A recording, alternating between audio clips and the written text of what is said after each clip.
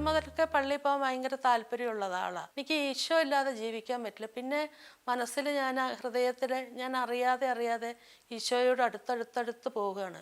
പിന്നെ ഒരുപാട് ജപമാല ചൊല്ലും, പ്രാർത്ഥിക്കും. ഇവിടെ പ്രാർത്ഥനാ കൂട്ടായ്മകളുണ്ടെങ്കിൽ ഒക്കെ പോകുമായിരുന്നു. ഇതിൽ നിന്നൊക്കെ എൻ്റെ ജീവിത പങ്കാളിയും എൻ്റെ മക്കളും വിലക്കിയിട്ടില്ല. നല്ല സപ്പോർട്ടായിരുന്നു അവർ. അന്നും സപ്പോർട്ടാണ്.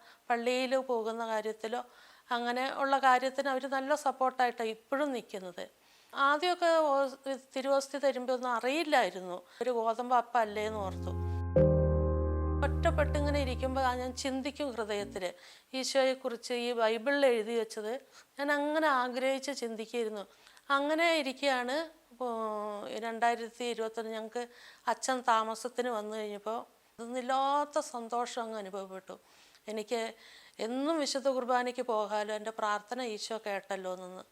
അങ്ങനെ പിന്നെ മനസ്സിൽ കൂടുതൽ ആഗ്രഹം വന്ന് പിന്നെ വിശുദ്ധ കുർബാനയോട് തന്നെ ഞാനങ്ങ് അലിഞ്ഞു ചേരാൻ തുടങ്ങി.